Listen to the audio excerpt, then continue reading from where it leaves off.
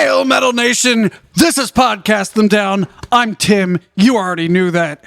We're here with Mike and Matt. It's time for another video. Metal view. Every time you do that wave. It's not a wave. It's the how do you do. It's a how do you do, but I think you're giving me the move it along. Move it along. And I was trying to move it along, but you interrupted me. So maybe do it backwards next time. Back it up. All right. But if you put your arm behind your back, so it's like real. Like I can do it Or, like here. wait, you do this. Do this. Oh, okay. And if you rub your front and pat your head, and then switch, That's the hard thing. Maybe you we're can so get a good at top this hat. audio medium. Man, if you're not watching the YouTube, you're not living. So we're here. Fuck. Aren't you glad we redid this version? Yeah, this is the second take. This is the good take. This is the Ladies one and that's gentlemen, staying you're in. listening to the good one. So, fucking Mike, how about you introduce what video we're watching? All right, I lost we're watching a newish lyric video for 6 Feet Under's Zodiac. 6 Feet Under is ostensibly a death metal band. I've heard it referred to as death and roll now. Fronted by Chris Barnes. Chris Barnes, who used to be in Cannibal Corpse, and he was in up to the album Vile when he was replaced by Corpse Grinder. One thing to note is that Chris Barnes' vocals have never been particularly good, even when he was in Cannibal Corpse, but they were serviceable. With that in mind, I think we should watch this video. Okay. And see what we think about all of this now.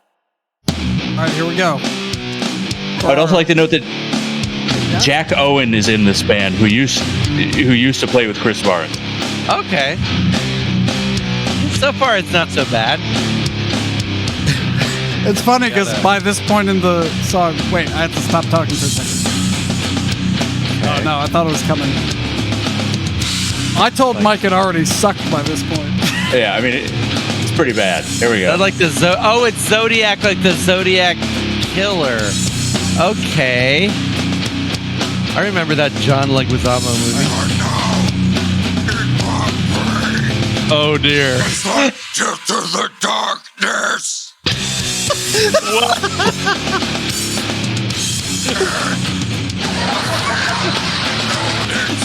This is The love was gone.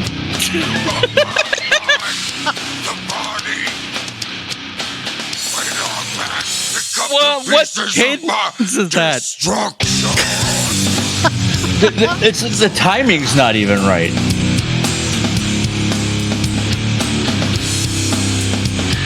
What is this drum beat? Why is that there? Yeah, that drum beat is. Yeah, that's some like. What the fuck was going on with the hat there?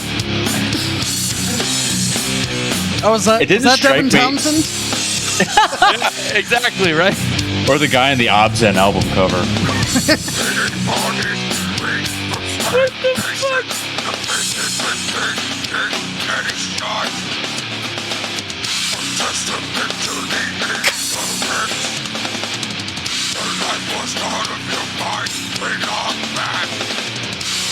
The pieces of my frustration. Now you know I was okay with keeping the second take. Me too. I like, another Zodiac's coming. Oh, and another one. Is this a pre-chorus? I don't think this counts as a chorus. Zodiac. It's singable. That's it. Zodiac. Wow, this is not great.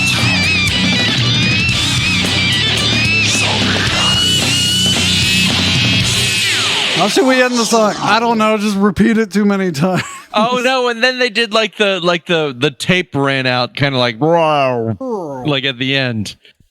Yeah. So like something I want to call out here is it's not like this isn't like a garage band, right? This is Chris Barnes, who literally has fronted at least up until Death Clock, one of the only death metal bands to break the Billboard 200, right? Like Cannibal Corpse is or was maybe / is one of the most popular death metal bands of all time, right? And Jack Owen was in Cannibal Corpse. They wrote together. They clearly made decent stuff. So I don't know what the hell happened with this. There's a lot of information on his Wikipedia page. It's, Oh, again, no. it's not. No. I'm just saying, like, in terms of, I'm sure if you go to many of these people whose promos we review, like, there wouldn't be any Wikipedia page for them. But this Chris Barnes has a decent sized Wikipedia page. He's not a nobody.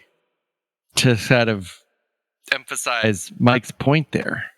Yeah, no, I mean he is like, I mean, I don't know. He growls and his growls sound weird, irrespective of his performance on this particular song. But I don't know what the fuck happened with this. This album came out on Metal Blade. What? That's insane too. Like, you can't just get on Metal Blade, right? Like, Who are these people who are like buying the albums to? the same people who go to Sonata Arctica shows nowadays, I guess. Yeah, well, see, but that's a mistake you only make once. All right, so I got to play you what that reminds me of. Okay. There was a grind band 20 years ago called Sky Shit, and they did a lot of like stupid short things. So this song is called I Still Don't Know How to Play, and Chris Barnes' vocals sound like this. I wish You're not sharing your screen anymore. You're not sharing your screen. should No. hear it.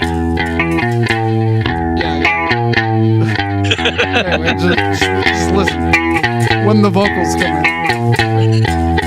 Look how you can hear the pick. Yeah. Don't forget my son. Good everyone.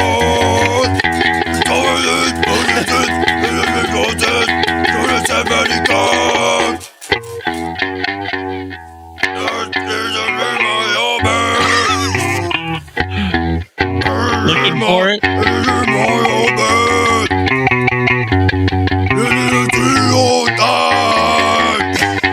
Zodiac.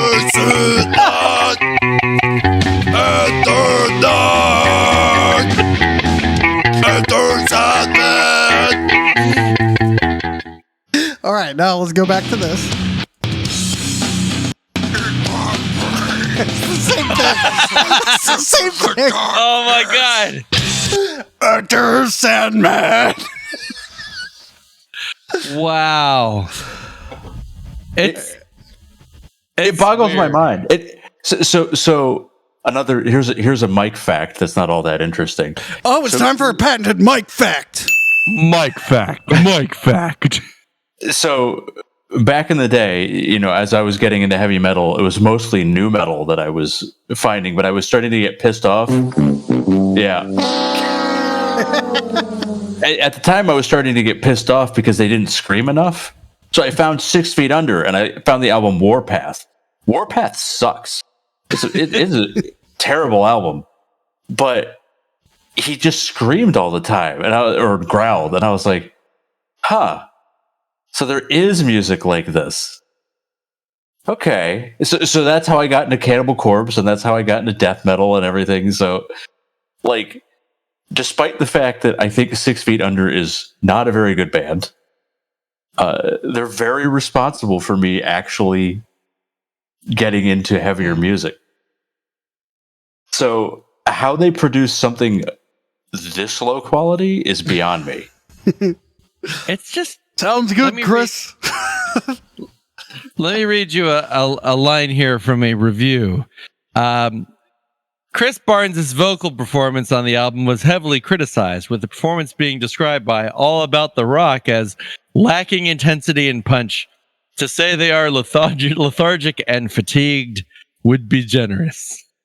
I mean, it's bad, but it's almost like it's like, how the fuck did this happen? Mm-hmm. Who let? I mean, these are the same people that let Lulu happen. Yeah. Right. Like, But I mean, I feel like this happening and Lulu happening are two different things. yeah. This was like the record label. The record label gets this album. They're like, oh shit. Like, if we got to release this, we got to try to get some money back. Yeah. And then Lulu was like, everybody telling Metallica and Lou Reed, oh yeah, this would be a great idea. This is a fantastic idea. How could it go wrong? How could that not be listenable? Do you want to hear I listened to that entire album. I listened to the entirety of Lulu in one sitting. Oh my! I think I did too. I have never heard a full song. I couldn't make it through. Could this be the fuck off? Like, we have a 5 Album deal, and we want to get out of our deal. So this just, is it a... Can I read you the opening 2 lines of Lulu of the album, just off the first song? Sure. It's, I would cut my legs and tits off when I think of Boris Karloff and Kinski in the dark of the moon. Yeah! This is how it... Okay. Where the fuck did you get that one? Same place I got that and this. Yeah! Yeah, I mean, like, it starts off that way, and it's not sung. It's like Lou Reed doing Lou Reed. Mm-hmm. So you're like, oh, that was strong. It is a terrible album. I have a pointless fact and a pointless story. My pointless fact is that he was replaced. Chris Barnes was replaced in Cannibal Corpse by Corpse Grinder, who is a proud Baltimore citizen, or was. He's from Baltimore. That's my point. All right, that's my useless fact. Okay. I saw Cannibal Corpse in Baltimore, and Corpse Grinder's family was there, and his mom's running commentary of the songs was fucking awesome. I don't know why Georgie has to sing about this. Did she call him Corpse Grinder? At some point, they played a song, and she said, "God damn it, I fucking hate this song." That's great. Hey there, I'm awesome. Corpse Yeah, did she Grinder's sound like mom. Balmer? Oh, I hate it when he play I Come Blood. I wish he played Hammer Smash Face, hon. When I actually forgot about this part. When she said that, I was standing close enough that I was like, "Well, he didn't write it." She was like, "Oh, I know." And I was like, Corpse Grinder and me used the same excuse to his mom. Awesome. All right, so my pointless story is on the 2004 recently vacated Graves tour. We played a venue in Bucksport, Maine. I think the only thing in Bucksport is a paper mill, and paper mills smells surprisingly bad. So we played this venue called The Cave, spelled with a K, and it was like some lady had a lot of property, and she had a large structure, and she's like, I'm gonna throw shows here. So they were like quasi-legal shows, All right. Like did the fire? Is this building up to code? Like, does the city know she's doing this, that kind of thing? And it had a stage and lights and all that. But when we got there, we're like, yeah, we're the band. And she goes, oh, you're a metal band, right? this is the owner of the place. And we're like, yeah. And she's like, y'all know 6 Feet Under? And like 3 of us look at each other and go, we know of them. Like we didn't even like them back then either. And They've never been good. No. she goes, well, 6 Feet Under played here, and I love that Chris boy or whatever. she loved 6 Feet Under because apparently they were really, really nice guys in 2004. So I looked up 6 Feet Under at the Cave in Bucksport, and so they played February of 2004. We were there in August. So she's been talking about, I'm assuming, talking about 6 Feet Under to anyone who will listen for 6 months. And then they came back in September of that year. Well, they clearly made an impression. Yeah. So that was my pointless 6 Feet Under story. I have and some more. I believe the DVD, the RVG DVD, you can see us walking up to this venue in the bonus footage. Oh man. I have some interesting trivia courtesy of Metal Archives about 6 Feet Under. All right, let's hear it. All right. Nightmares of the Decomposed, which is the album that Zodiac comes off of, is their lowest rated Yeah. studio album of original song. Oh no. It is not their lowest rated album. Uh-oh. Coming in at second lowest rated is Graveyard Classics 4, where they play and Nightmares of the Decomposed is at 19%. So Graveyard Classics 4 is they play a bunch of Judas Priest and Iron Maiden covers. This album... Wait, I'm looking for Fear of the Dark. All right. Fear of the Dark is not on here because I don't think there's any way to make that song worse. But if 6 Feet Under did it, that'd be a way. Anybody could. Well, Graveyard Classics 4 is second lowest rated, not first, second at 9%. 9%. Where Graveyard Classics 2 is the lowest rated at 8%. Wow. All right. What's Graveyard Classics 2? It's all that's AC/DC. their Back in Black. Yeah, it's all AC/DC, but Hell's Bells. Rap, rap, rap, rap, rap. Oh, wow. You can get a box set of all the Graveyard Classics albums. I know what I'm getting you for your birthday. Not that. Jesus. Yeah. I'm going to say. Yeah.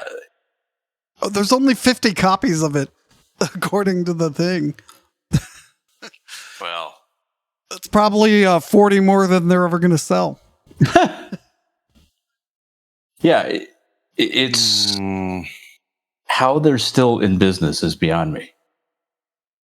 Lyrical themes: gore, death, murder, politics, cannabis. Okay.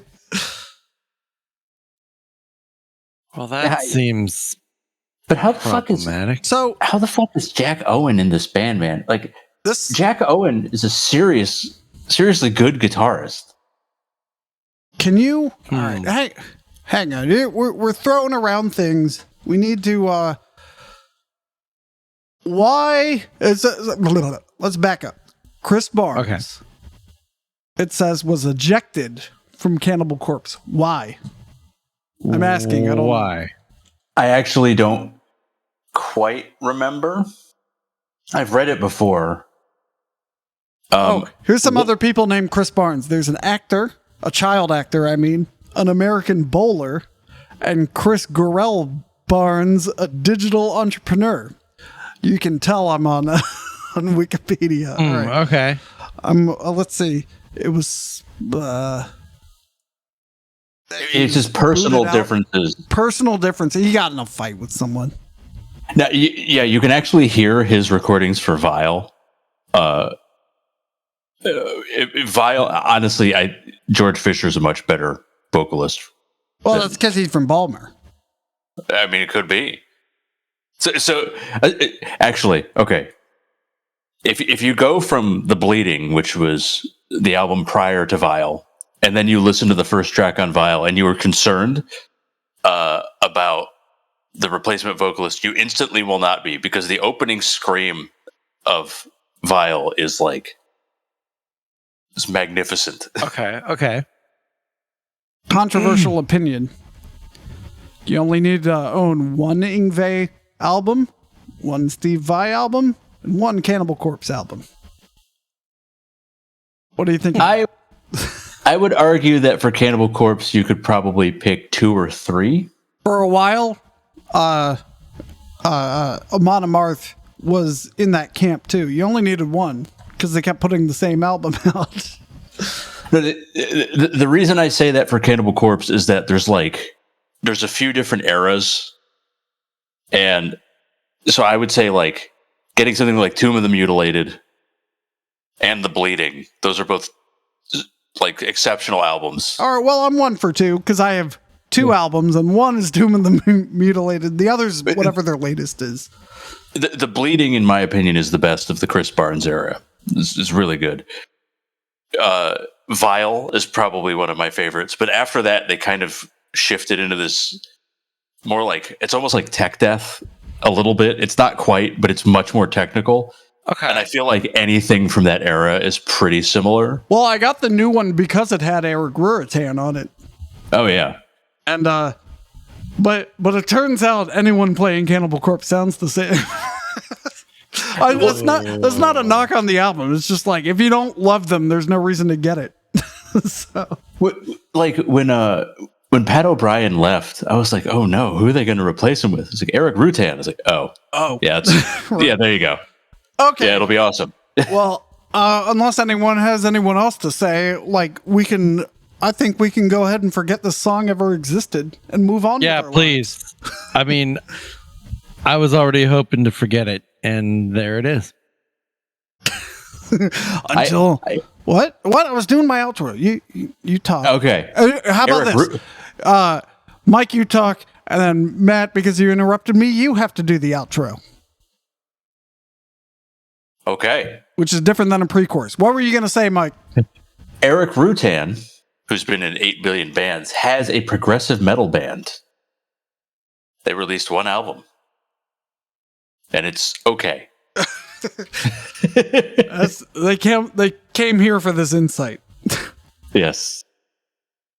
All right, there you Matt. go. Outro, go. Well, that's all the time we have here on the podcast. So unless you want to be 6 feet under, don't miss us next time when we review another band, video, or song, or maybe a Star Trek. Keep listening to the tunes and keep rocking your fingers to the beat.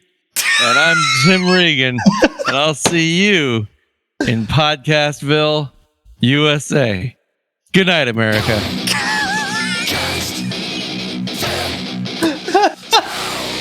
Like, comment, subscribe, smash that like button, and tickle the bell. You should have said, and I'm Casey Kasem.